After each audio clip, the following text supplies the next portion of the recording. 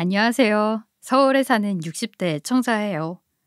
그동안 여러 사연들 보면서 참 세상엔 별일이 다 생기는구나 느끼고 있었는데요. 그 사연들로 울고 웃으며 위로도 받고 공감도 하며 많은 깨달음을 얻기도 했네요. 생각해보니 저에게도 기구한 사연이 있더라고요. 제 사연 들어보면서 여러분들도 많은 깨달음을 얻길 바라봅니다. 저는 무역업을 하는 남편과 결혼해 딸 하나를 두고 있어요. 어릴 때부터 어찌나 순하던지 동네 사람들 모두 순둥이라 불렀죠. 아기 때는 눕혀놓으면 잠만 잤고 잘 자고 일어나면 방긋 웃어서 그 미소에 제가 더 행복하더라고요. 순둥순둥한 성격은 어디 가지 않고 줄곧 순했어요. 물심양면 뒷바라지를 해주면 해주는 대로 성적을 잘 내는 아이였고 친구들과도 깊게 사귀어 교우 관계에도 문제가 없었죠. 누구는 사춘기 때 인생의 최대의 고비가 온다고 했는데 저희 딸은 다행히도 그런 것 하나 없이 성실하고 착하게 잘 자라주었지요. 대학교도 열심히 공부해서 좋은 곳으로 갔어요. 무난히 학교를 졸업도 했고 동시에 그 어렵다는 공기업에 취직도 했습니다. 꽤 괜찮은 직장이지요. 게다가 운 좋게 좋아하는 분야의 일도 하게 되어 정년까지 쭉 안정적으로 보낼 수 있는 곳이라 여겼지요. 좋은 곳에 취직을 해서 저는 무척 기뻤는데 저희 딸은 밍숭맹숭한 반응이었어요. 왜 그러냐 물어보니 사실 저는 우리 남편이 사업을 해서 그런지 사업하는 사람을 옆에서 지켜보면 매일 전쟁을 치르는 듯 일을 했거든요. 제 딸은 스펙타클한 이벤트 없이 평온하게 살길 바라며 공기업에 취직하길 바랐어요. 그런 마음이 많이 딸에게 전해진 것 같아요. 진로를 부모가 원해서 선택했다는 말을 하더군요.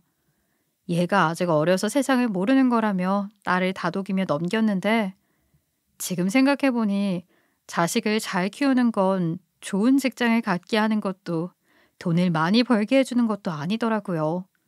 그저 아이가 스스로의 삶을 스스로 개척하면서 살 수 있는 힘을 키워주는 것, 그거더라고요. 저는 아이에게 공부도 웬만큼 시키고 가정교육도 물질적인 지원도 아낌없이 해줘서 스스로 삶을 개척해서 살아갈 정도로 현명하게 키운 줄 알았는데 나중에서야 알게 되었죠. 아이가 자신의 삶을 개척해 나아갈 힘이 없다는 것을요. 그래서 다른 사람한테 많이 의지한다는 것을요. 그게 자존감이라는 걸 몰랐습니다. 누가 봐도 좋은 조건으로 키워놓으면 그런 건 저절로 생기는 줄 알았지요. 이렇게 잘 자라준 아이가 제 속을 썩일 일은 없을 줄 알았는데 속상한 일이 시작된 건 다 커서 직장에 다니며 이제 제 손이 안 닿아도 될 때쯤부터였습니다.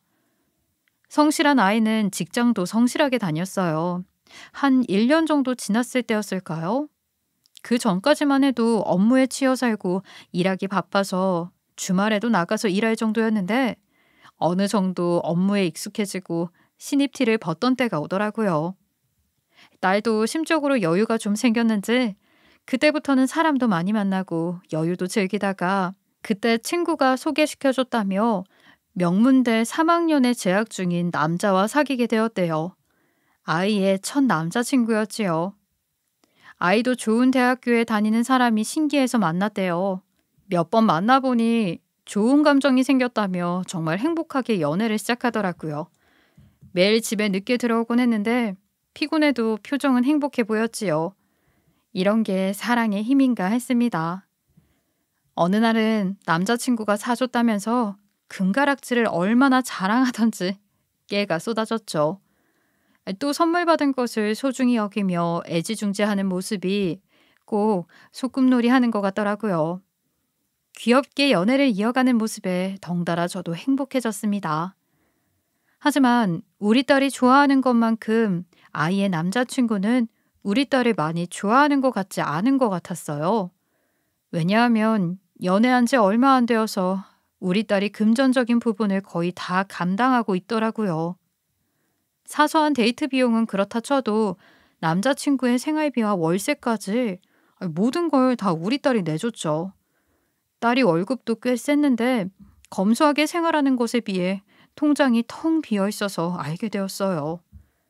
생활비 빼고 80%는 거의 남자친구에게 쏟았답니다. 남자친구를 키우고 있는 거나 다름이 없더라고요. 왜 그런지 그땐 딸에게 많이 실망했어요. 아이, 그 많은 돈을 다 남자친구한테 쓴 거야? 아니, 걔는 돈이 없으면 벌어서 쓸 생각을 해야지. 어떻게 여자친구 돈을 받니? 아니, 엄마, 아니야. 내가 준다고 했어. 공부하기 바쁜데 어떻게 알바까지 해. 더 가진 사람이 줄 수도 있어야지. 아, 나 남자친구 많이 좋아해. 사랑하는데 돈은 아무 상관이 없어. 이렇게 줄 수 있는 것만으로도 너무 좋아. 이런 게 사랑이야. 순진한 걸까요? 순수한 걸까요? 저를 이해시키려고 하는 우리 딸의 아무 말 대잔치가 들어주기 너무 싫더라고요. 어디서부터 잘못됐는지, 왜 이런 걸 사랑이라고 믿는 건지 안타까웠어요. 아이, 그래. 네가 좋다면 어쩔 수 없는 건데. 네가 이만큼 썼을 때 적어도 네 남자친구는 너에게 마음으로 고마워해야 하는 거야. 그런 표현은 하니? 아유, 엄마, 무슨 소리야. 어떻게 그냥 주는 걸 대가를 바래. 엄마는 봉사하면서 대가를 바래? 그런 감정은 사랑이 아니잖아. 엄마도 알면서 왜 그래? 버럭 화를 내는데 순간 저도 감정이 격해져서 언성 높아졌고 서로 상처 주는 말만 오갔습니다. 눈물 콧물 다 쏟으며 싸웠는데 딸의 무조건적인 사랑을 막을 수는 없더라고요. 그때부터 우리 딸은 가끔씩 집에 안 들어오더니 어떨 때는 며칠씩 안 들어오더라고요. 외박은 하지 말라고 화도 내보고 달래도 받지만 남자친구네 집에서 안전하게 놀다 갈 테니까 걱정하지 말라는 말만 하더군요. 내 기가 막혀서. 딸 키우는 부모들은 제 기분을 이해하실 거예요. 남자친구와 있다는 게 안전한 건지 안전한 게 아닌지 참 분간이 안 서는 상황이네요. 일이 터진 그날도 딸이 안 들어온다고 전화가 왔었어요. 전화를 받고 속상해하는 게 일상이 됐던 날이었는데 밤 11시쯤이었나? 딸은 힘없는 목소리로 다급하게 전화를 했어요. 엄마, 엄마, 나 도와줘. 나 몸이 이상해. 진아야, 왜 그래? 어디야? 몸이 어떻게 이상한데? 엄마, 나 남자친구 집이야. 근데 아무도 없는데 몸이... 너 괜찮은 거야? 어디가 어떻게 아파? 진아야, 진아야. 통화는 계속되고 있는데 더 이상 말이 없었어요. 저는 너무 초조해서 손이 부들부들 떨리더라고요. 어떻게 해야 할지 판단이 안 섰는데 순간 예전에 이렇게 외박할 거면 남자친구 집 주소 써놓고 가라고 한 게 생각났어요. 그 주소대로 내비를 치고 차로 달려갔어요. 그 동네에 도착하니 저 멀리 119가 보이더군요. 저 집이라는 걸 짐작했죠. 주차도 어떻게 했는지 기억도 안 날 정도로 불이 나게 차에서 내려 황급히 가보니 딸은 다세대 단칸방에 쓰러져 들것에 실려가더라고요. 방바닥에는 많은 양의 혈이 흩어져 있었고요. 그 모습을 보니 제가 더 쓰러질 것 같았습니다. 그때 그 집에서 사진으로만 보던 딸의 남자친구를 발견했어요. 딸이 그동안 사진을 보여주며 어찌나 자랑을 했던지 한눈에 알아보겠더라고요. 그 청년도 우리 딸 상태에 많이 걱정되는지 얼굴이 하얗게 질려 정신이 나가 보였어요. 자네가 민준이 맞지? 나 진아 엄마야. 우리 딸 왜 저래? 무슨 일이 일어난 거야? 딸의 남자친구는 정신이 반쯤 나간 채 저처럼 떨고 있더군요. 안녕하세요. 죄송해요. 저도 나갔다 집에 와보니까 진아가 쓰러져 있더라고요. 죄송해요. 저도 무슨 일인지 모르겠어요. 딸의 남자친구도 결국 울음을 터뜨려 버렸어요. 저는 마음을 단단히 먹고 딸의 남자친구와 일단 병원으로 향했습니다. 응급실에 도착하니 의사는 진찰을 했고 곧이어 간호사들이 몇 가지 조치를 취하더라고요. 그리고 의사가 저에게 다가왔어요. 김진아 씨 보호자 되시나요? 예, 맞아요. 선생님, 우리 애가 왜 그런가요? 혹시 무슨 병에 걸린 거예요? 그건 아니고요. 혹시 따님이 임신한 거 모르셨나요? 예? 임신이요? 아니, 우리 딸이 임신을 했다고요? 죄송합니다. 임신한 건 몰랐습니다. 그런데 왜요? 임신해서 쓰러진 건가요? 그건 아니고요. 안타깝게도 자연유산이 되었어요. 그러면서 하혈이 일어났고 부정출혈도 생겨서 한순간에 출혈량이 많아진 것 같습니다. 많은 양의 혈액이 쏟아지면서 쇼크가 왔는데요. 그래서 쓰러진 겁니다. 지금은 조치를 취해서 컨디션이 돌아올 텐데 나중에 산부인과 진료 한 번 더 받아보시고요. 오늘은 저수액 다 맞고 나서 퇴원하시면 됩니다. 자식 키우는 건 내 마음대로 안 된다고 하더니 착한 내 딸이 이렇게 속을 썩일 줄 정말 몰랐어요.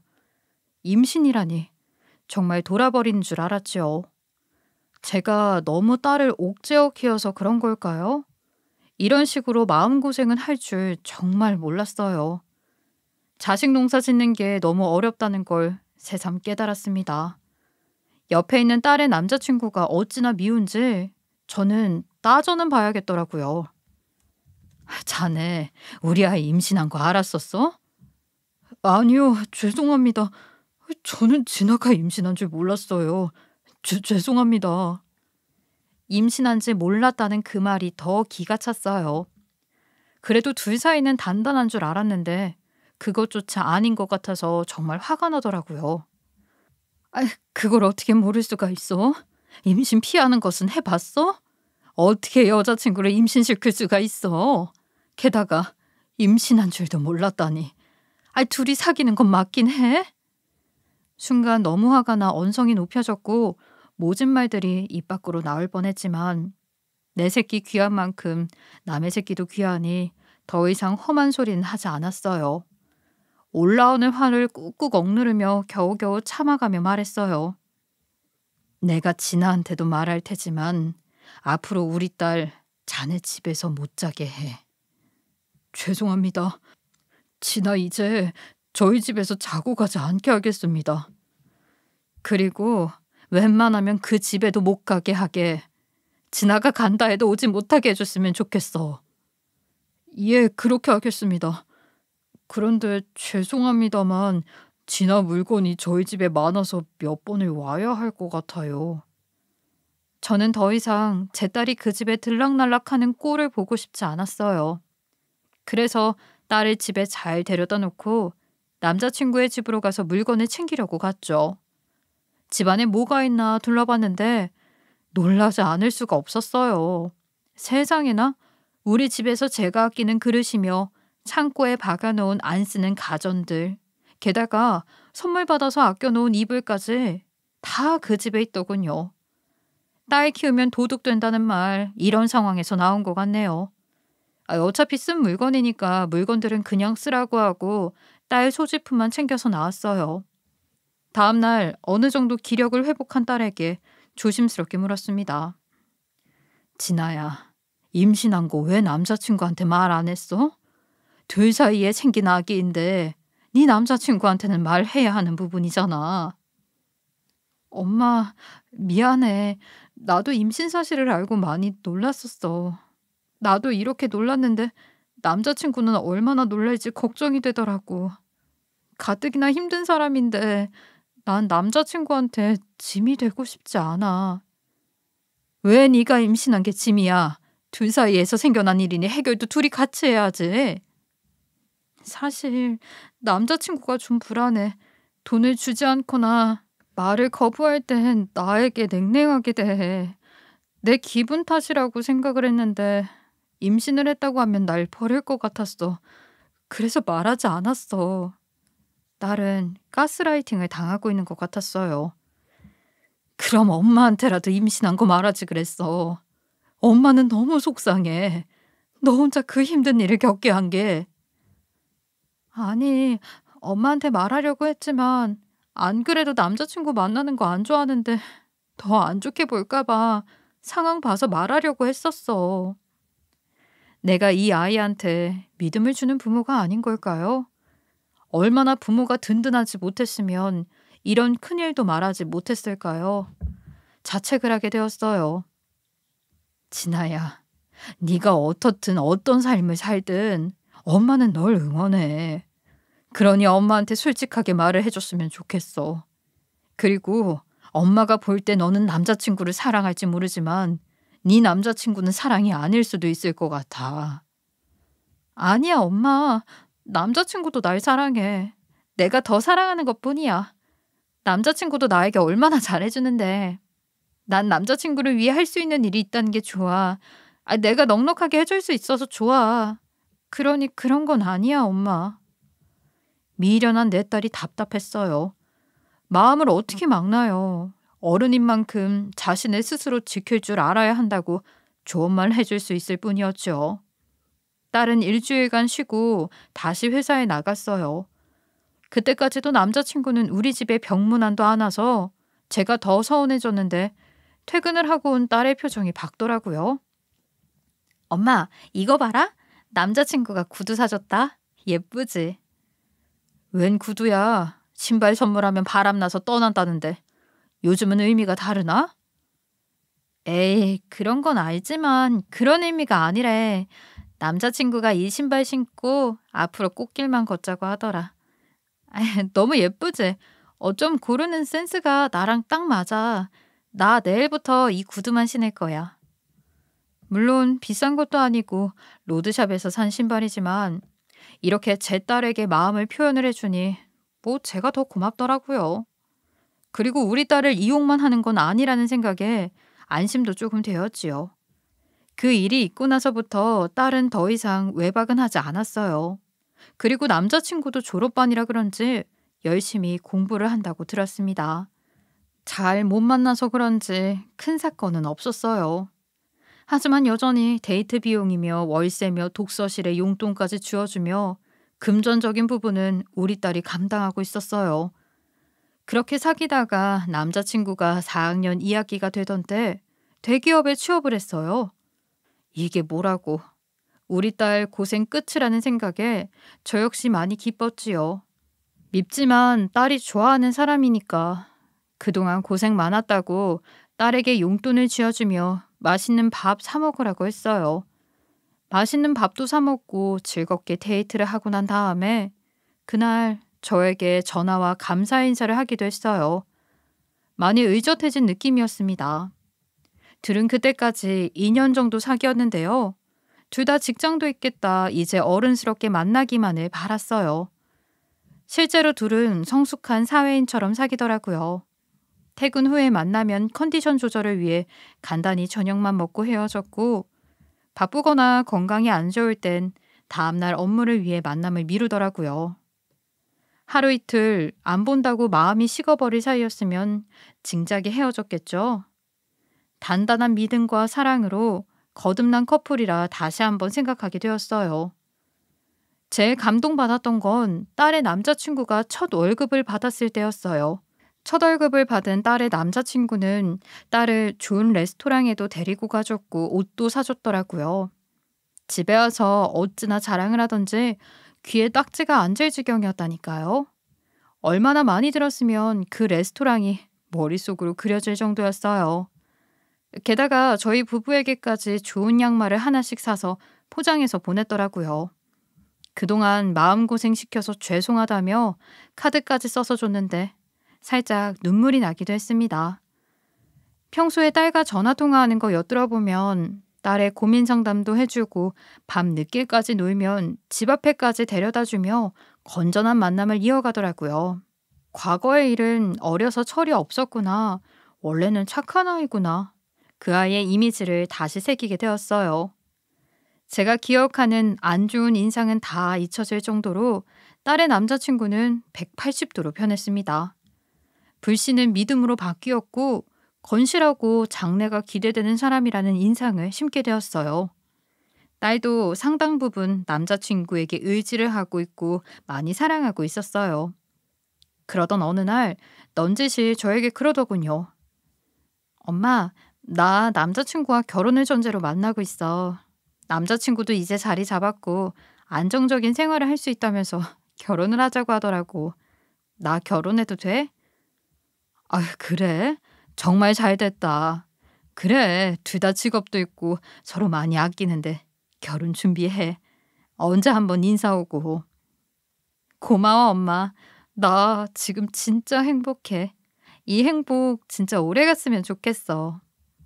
둘은 바로 결혼 준비를 하더군요. 한편으론 우리 딸이 언제 이렇게 컸나 싶더라고요. 언제 이렇게 커서 좋아하는 사람을 만나 결혼까지 하게 되었는지. 하루하루는 참 시간이 안 갔는데 돌이켜보면 짧게 느껴졌어요. 자식은 이별의 연속이라고 해도 이제 내 곁을 떠난다니 아쉽고 아깝고 그런 마음이 들었어요. 이런 제 마음은 모른 채 딸은 남자친구와 결혼을 위해 여기저기 비교도 하고 좋은 곳도 구경하고 오며 제잘제잘 제 앞에서 많이 떠들어댔어요. 천진난만하고 순진무구한 우리 딸. 이제 제 남편이 지켜주겠지 하며 더욱더 눈에 담았었습니다. 그러다 어느 날 딸의 남자친구가 집에 인사드리러 온다고 했어요. 저는 한상 잘 차려놓고 기다렸지요. 예비사위는 밥을 맛있게 다 먹더니 할 말이 있다고 하더군요. 너무 비장한 표정을 지어서 무슨 얘기일까 긴장까지 됐는데 뜻밖의 이야기를 하더라고요. 장모님 장인어른, 저희 결혼 준비하다가 아무래도 아이를 일찍 낳는 게 좋을 것 같다는 생각을 하게 되었어요. 그래서 좀 빠르지만 임신을 하게 되었습니다. 저는 너무 놀랐어요. 아니, 또다시 혼전 임신이라니요? 축하보단 우려가 먼저인 건 예전 상황이 떠올라서였던 것 같아요. 하지만 저희 남편은 다르게 받아들이더군요. 아이고, 우리 딸이 임신을 했구나. 잘했다. 축하한다. 결혼에 손자까지. 겹경사다. 하하하. 감사합니다, 장인어른. 기대에 어긋나지 않게 잘 살겠습니다. 그래. 너네 둘만 행복하게 살면 된다. 그거면 돼. 그날부터 결혼은 스피드하게 진행되었어요. 하지만 그 과정은 매끄럽지 않았습니다. 상견례장에서 예비사돈을 처음 봤어요. 홀어머니가 식당 일 하시며 어렵게 아들을 공부시킨 케이스로 재산이 없었지요. 결혼을 할 땐 상당히 돈이 필요한데 예비사돈은 전혀 해줄 돈이 없다고 하더라고요. 딸은 물만 떠놓고서라도 결혼을 하고 싶어 했어요. 마음이 중요하지 물질적인 건 필요하지 않다고 단칸방부터 시작한다고 합니다. 그런데 없는 그 집에서 오히려 더 바라더군요. 그런데 주위 사람들한테 물어보니까 예단은 받으라고 하더라고요. 이게 뭐 복이 오는 거라고 안 받으면 복이 안 들어온대요. 그리고 저희 친척들이 참 많아요. 남편은 없지만 결혼식에는 불러야 하는데 그 예단비도 주셔야 하고요. 반상기는 며느리와 저의 합을 맞춰보는 거라고 하더라고요. 그렇기 때문에 꼭 수저까지 준비해서 주셔야 고부관계가 좋대요. 그리고 이바지 음식은 간단하게 준비해 주세요. 참, 저 차려입는 것도 해주시는 거지요? 한복도 해야 하고 결혼식 날 화장도 해야 하는데 예식장에서 하면 되려나요? 참, 함은 꼭 하셔야 합니다.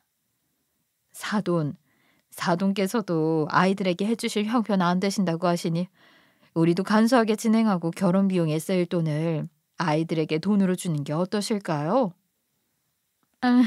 저는 그렇게 못하겠습니다. 그렇게는 안 해요. 요즘 세상이 많이 바뀌었다고 하더라도 전통이 왜 있는 건데요? 전 받을 건 받아야겠습니다. 그럼 사돈, 저도 똑같이 받을 건 받겠습니다. 이왕 하는 거 전통 그대로 해보시는 게 낫겠네요. 애들 집부터 얻어주시죠. 원래 남자친기 집을 해오는 거잖아요.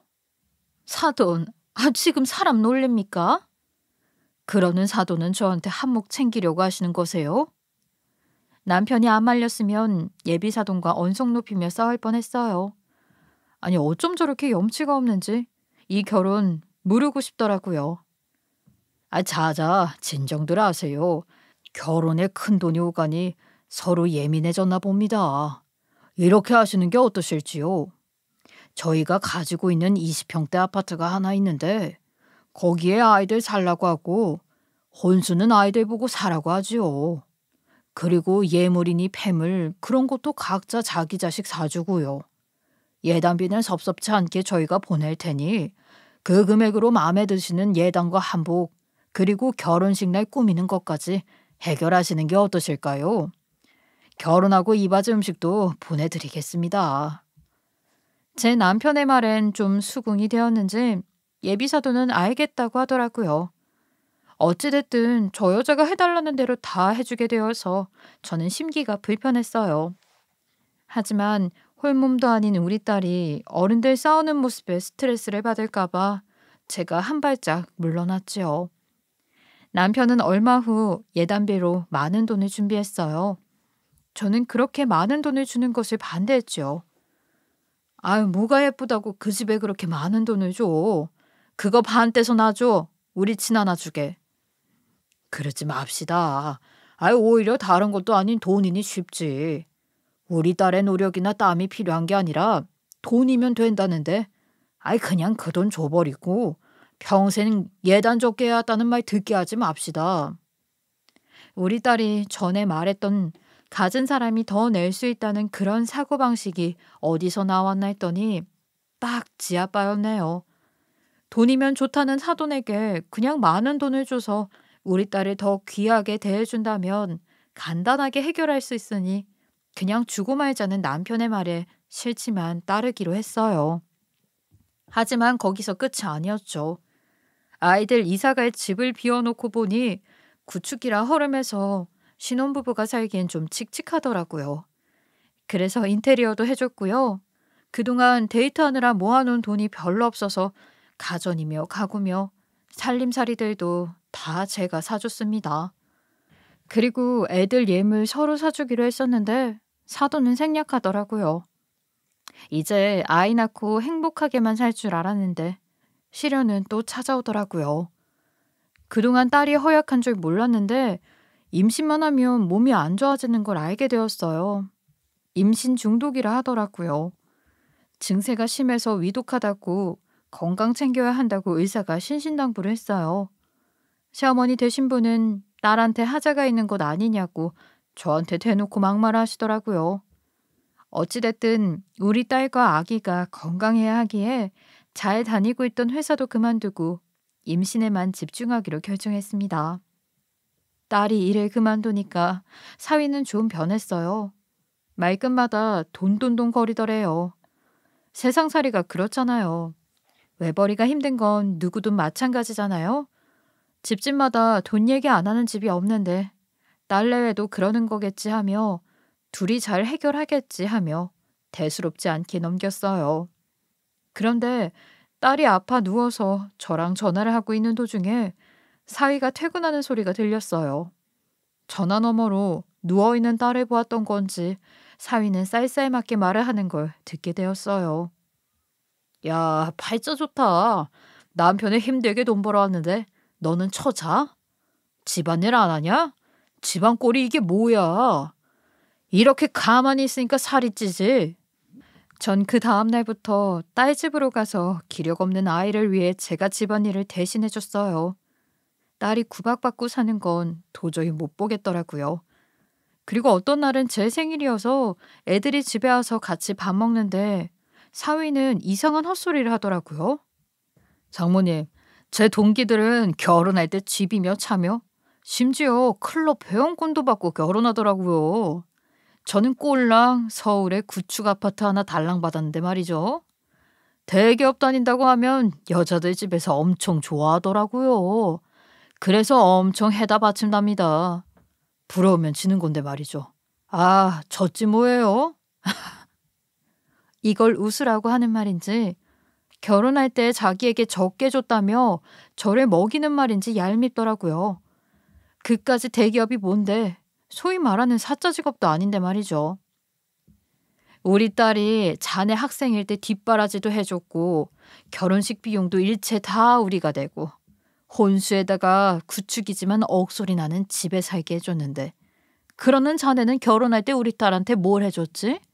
공짜로 결혼했으면 됐지 뭘 더 바라나? 아, 장모님, 계산을 해보세요. 계산을.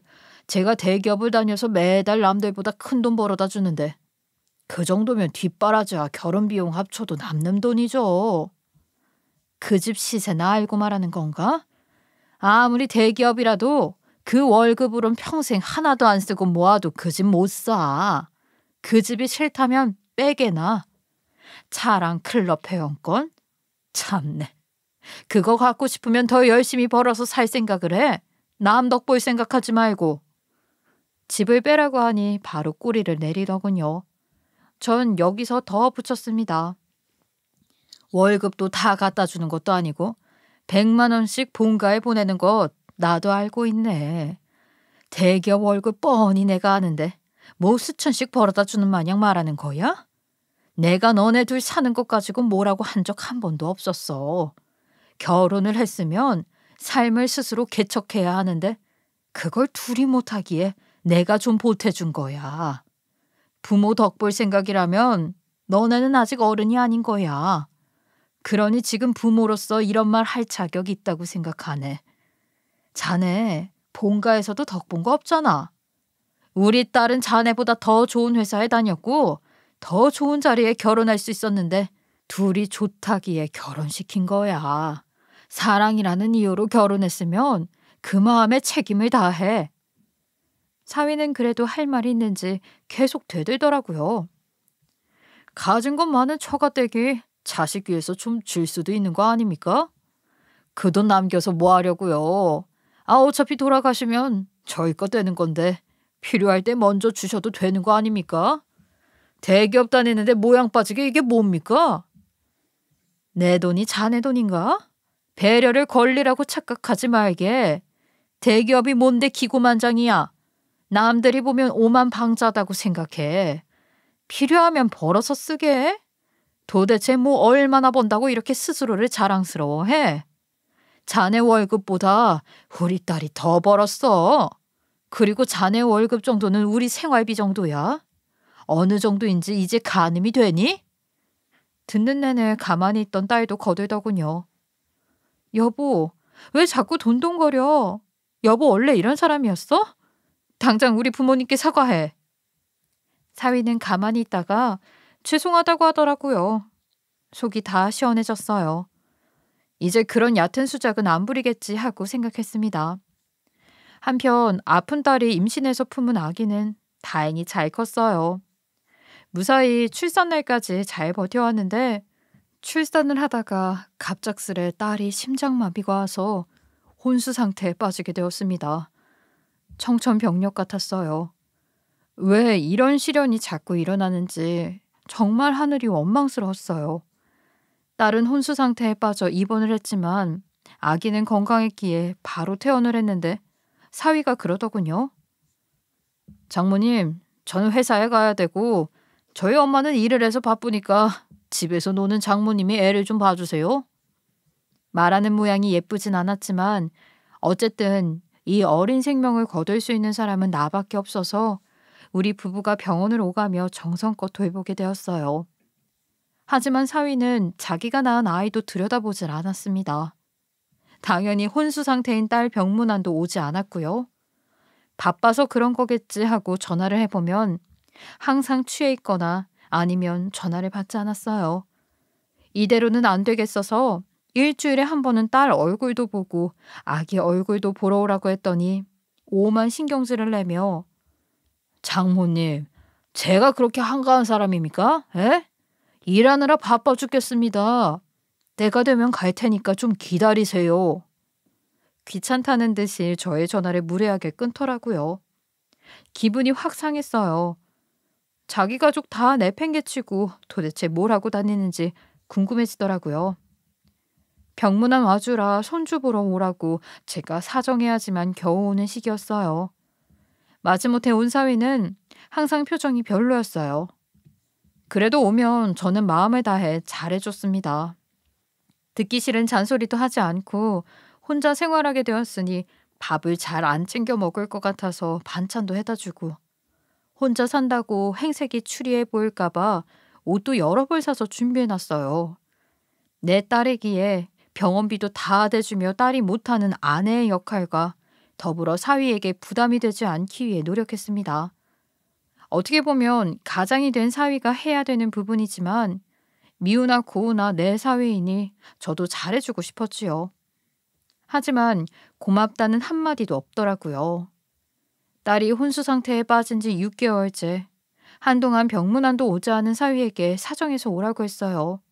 여전히 야근이라 바쁘다, 회식이다, 별 핑계를 다 대며 안 오려고 하대요. 그래도 오늘은 딸 생일이기에 꼭 왔으면 좋겠다고 하니 기진맥진한 표정으로 자정이 다 돼서 왔어요. 신랑이 사위에게 물었어요.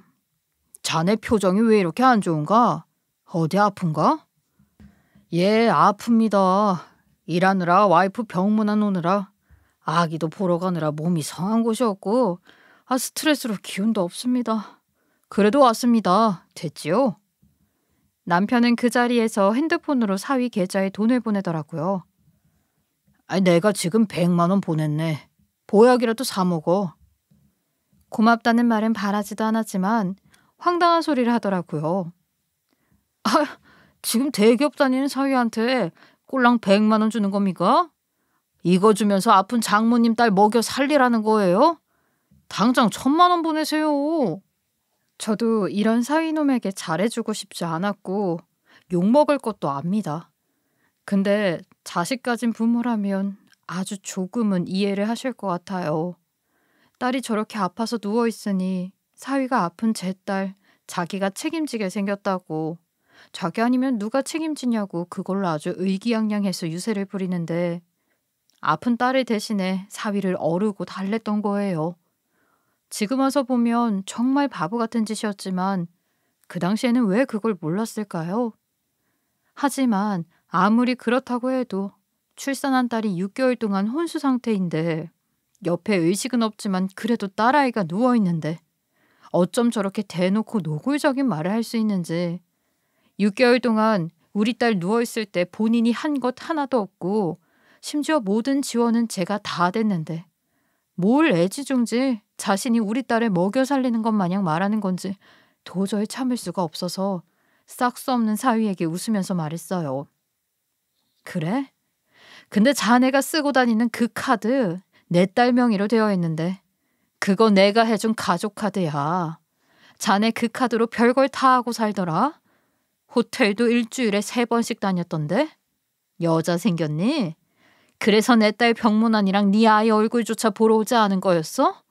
내일 당장 끊어버릴 테니까 알아서 해. 그리고 그깟 이혼? 우리가 딸 대신 대리를 신청해서 이혼 소송 걸면 그만이야. 어디서 말끝마다 네가 우리 딸을 책임지게 생겼다고 장인 장모한테 싸가지 없이 말을 하고 있니? 네 돈줄 완전히 끊어지게 만들 테니까 너 각오해. 그러자 사위가 상황 판단이 되었는지 갑자기 싹싹 빌더라고요. 보약 안 먹어도 된다며 제발 카드만은 끊지 말아달라고 애원하네요. 한순간에 거지 되기는 싫었는지 무릎 꿇더니 죄송하다고만 합니다. 너무 보기가 싫어서 집이나 가라고 다시는 찾아오지 말라고 하고 보내버렸어요. 제가 너무 화를 냈나 싶어서 딸아이에게 좀 미안한 마음이 들었는데 사위는 그날부터 또 태도가 바뀌더라고요. 집에 돌아가서는 저에게 죄송하다는 장문의 메시지를 보내왔고 그 다음 날부터는 매일 병원에 찾아오며 딸아이의 건강을 걱정하듯 했습니다. 주말에 손주도 데리고 가서 시간을 보내고 다시 저희 집으로 데리고 오며 정상적인 가장과 아빠 노릇을 하더군요. 그래도 믿지 않았죠. 그렇게 얼마 지나지 않아 사위의 그런 모습을 기다렸다는 듯 저희 딸아이가 혼수 상태에서 깨어났어요. 너무도 감격스러웠지요. 얼마나 기다려왔던 순간이었는지 그날 딸을 붙잡고 많이 울었어요. 그런데 집버릇 개 못 준다는 것 정말이더군요. 어느 날 제가 없는 병실에서 싸우는 소리가 들려 문 밖에서 몰래 들어봤더니 몸 망가진 너랑 더 이상 어떻게 같이 살아? 네 몸 다 망가져서 앞으로 병원비만 수백 수천이 깨질 텐데 네가 벌어서 네가 고쳐. 뭐? 그게 할 소리야? 내가 당신 와이프야. 와이프가 아픈데 어떻게 그런 말이 나와? 내가 왜 내 돈으로 너 뒷바라지 해줘야 해? 사랑? 네 배경이 좋은 거야. 네 집 돈이 좋은 거라고. 전에 네 엄마가 그랬지? 필요하면 벌었어. 너도 병원비 필요하면 벌었었어. 난 한 푼도 주지 않을 거니까. 저는 당장 병실로 들어가 사위 뺨을 쳤습니다. 아무리 우리 딸이 좋다고 해도 이런 결혼을 유지시키는 건 아니라고 생각했어요. 저는 카드 내역서뿐만 아니라 호텔에 상간녀와 드나드는 장면, 사람들 눈치도 보지 않고 고급 레스토랑에서 다정히 데이트를 하는 사진을 사위에게 뿌렸죠. 진아야, 너 잘 들어. 너 6개월 동안 누워있었을 때 네 남편 뭐 했는 줄 아니? 성실하게 일주일에 3번씩 호텔 드나들었어. 인사팀 김현미 부장. 자네, 내가 이렇게까지는 모를 줄 알았지? 내가 준 카드로 그년 만나고 다니면서 어디서 큰 소리야? 사위는 얼굴이 하얗게 변하더군요. 몰래 한 외도를 제대로 들킨 거죠. 딸이 누워있으니 아무도 모를 줄 알았을 겁니다. 사실을 알게 된 딸은 충격을 받았는지 가만히 울기만 하더라고요. 딸도 그때서야 사위의 실체가 파악이 됐는지 상간녀 소송을 하겠대요. 소송이 들어가자 상간녀와 사위는 사과는커녕 더 발광을 했어요. 이게 무슨 짓이야? 너 같은 거 같이 살아주는 건 생각도 안 하고 감히 고소를 해? 그분이 누군지나 알아? 인사팀 부장님이야, 부장님. 그런 분을 네가 감히 고소를 해? 네가 뭔데? 니까짓 게 뭔데? 남자가 바람 필 수도 있는 거지. 그걸 못 참고 고소를 해? 당장 취하해라. 내가 회사 잘리면 너도 안 좋아. 너도 먹고 살 돈 없어지는데 뭐해 먹고 살려고. 나랑 살고 싶으면 당장 고소 취하라고. 확 이혼해버리기 전에. 당신 지금 뭐라고 했어? 무릎 꿇고 빌어도 시원치 않을 판에. 뭐? 감히 그런 분? 참, 당신 잘 모르나 본데 유책 배우자는 너야. 유책 배우자는 가정법원에서도 이혼 청구 받아들이지도 않아. 이렇게 발광을 할 게 아니라 어떻게 하면 이혼 안 당할 수 있는지 공부를 좀 해. 내가 이혼한다면 조정이혼으로 할 거고 조정이혼은 위자료 액수에 제한이 없기 때문에 위자료 엄청 뜯어갈 수 있거든. 그러니까 거지 되기 전에 앞으로 나한테 기어. 잘못했다고 빌라고. 상간녀도 처음엔 콧방귀를 끼더니 사태의 심각성을 느끼곤 자기 부모와 같이 와서 빌더군요. 정말 죽을 죄를 지었습니다. 그런데 저도 속았어요. 민준 씨가 와이프랑 이혼했다고 했어요. 그래서 정말 그런 줄 알고 만났어요. 진짜예요. 그런 말 나는 거 문자에도 있어요. 정말이에요. 아프신 건 꿈에도 몰랐습니다. 정말 죄송합니다. 저는 이혼한 마당에 웬 상간녀 소송을 하지라며 생각해서 그래서 그랬던 거예요. 전 정말 몰랐어요. 정말이에요. 상간녀가 무릎을 꿇고 빌자 그 집 부모도 무릎을 꿇더군요. 그리고 정말 간절하게 빌었어요. 우리 딸 한 번만 용서해 주세요.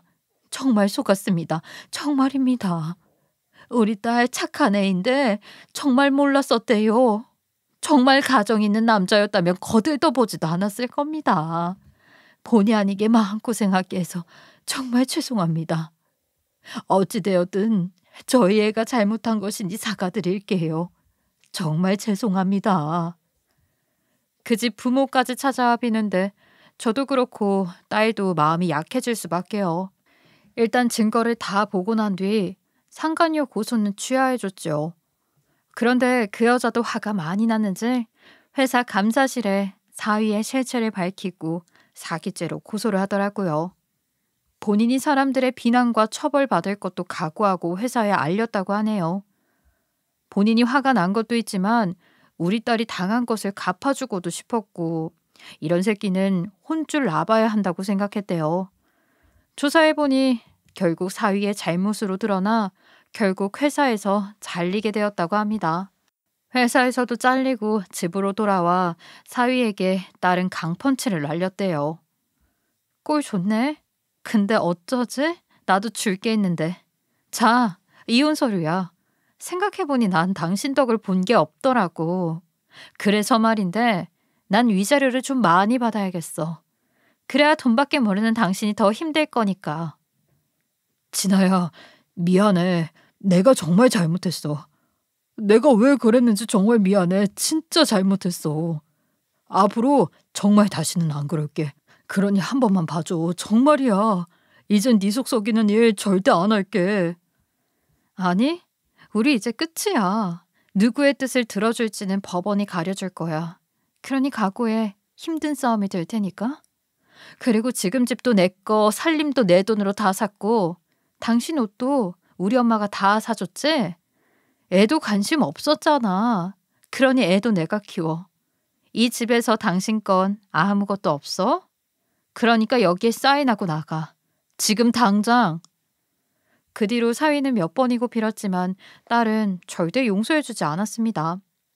저한테까지 전화를 걸어 죄송하다고 용서해달라고 애원했지만 내 딸이 받은 상처와 우리 가족을 무시한 것을 떠올리면 피가 거꾸로 솟아 사위를 다시 품고 싶지 않았어요. 그래서 저도 매몰차게 밀어내었죠. 결국 딸은 결혼 1년 만에 이혼을 했고요. 위자료를 많이 받고 싶었지만 직장이 없어진 사위에게서 받아낼 수 있는 금액은 한정적이더라고요.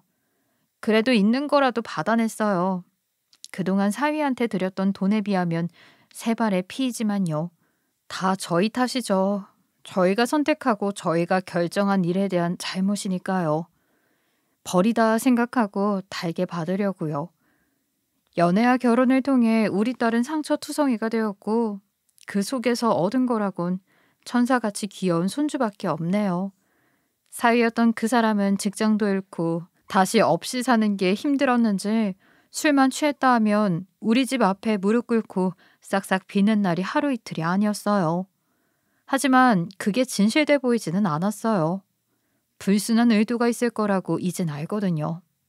달라졌다 해도 잠깐뿐인 그 모습에 이제 속지 않을 겁니다.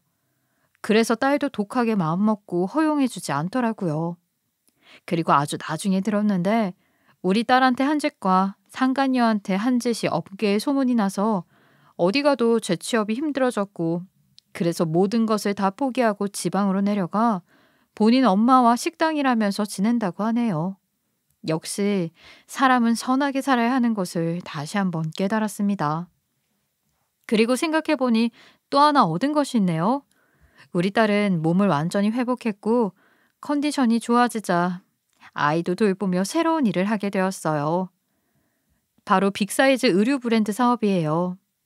건강은 좋아졌지만 아직 임신 기간 중에 찐살이 빠지지 않아 꽤 통통한 편인데 푸짐한 체형을 위한 빅사이즈 의류를 개발해 판매하더라고요.